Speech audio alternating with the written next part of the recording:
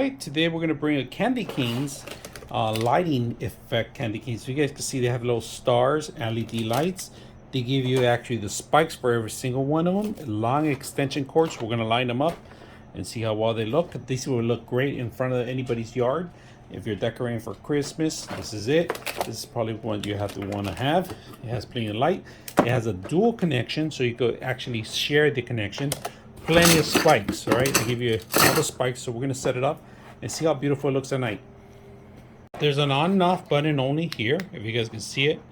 There's no remote. This is it. Turn it off and on, and that's how we turn on the lights. So let's go set it up outside, see how great they look. All right, let's take a look at the actual Christmas lights. You guys can see it. They're glowing beautifully in here. They stop motion. You guys can see that. They change different modes along with this tree.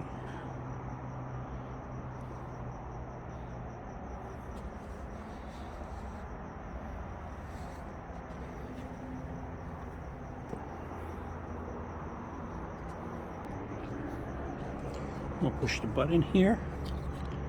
Button, change the modes with the button. Different modes. Push the button once, push it again, push it again, and then we push it again.